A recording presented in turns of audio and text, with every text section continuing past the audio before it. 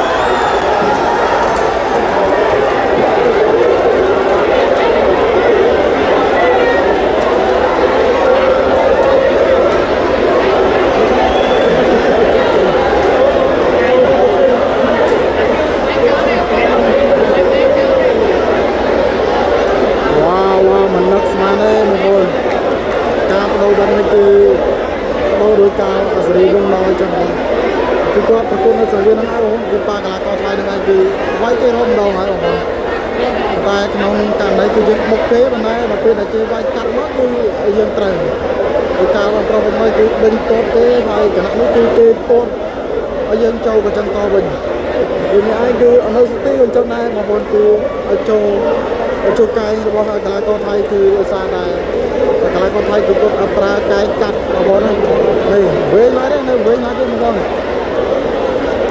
សោកស្ដាយមែនតើបងប្អូនសោកស្ដាយឱកាសមានឱកាសយើងហើយវាយគេរាប់ម្ដងហើយបងប្អូនស្ដាយណាស់បងប្អូនស្ដាយតែបងប្អូនគឺហើយសង្វៀននេះគឺការប្រកួតនេះគឺច្រើនណាស់តែជាភាសាហ្នឹងគឺការប្រកួតសេរីចាស់បងប្អូនគឺសន្លប់បាត់ហ្នឹងហើយបងប្អូនដេញវាយកីឡាករថៃខ្ញុំពងថតតាមស្រួលគឺចូលហ្នឹងសន្លប់មកគេវិញហើយគេវាយកាត់ផ្លែគេមកក្នុងគុណចឹងគឺកាត់មកល្អត្រូវមែនបងប្អូនការសេរីចាស់បងប្អូនគឺត្រូវដោយសារតែផ្លែរទេះជើងរបស់កីឡាករថៃគាត់កាត់ឥឡូវគឺយើងត្រូវដោយសារតែផ្លែរបស់កីឡាករថៃវិញសោកស្ដាយ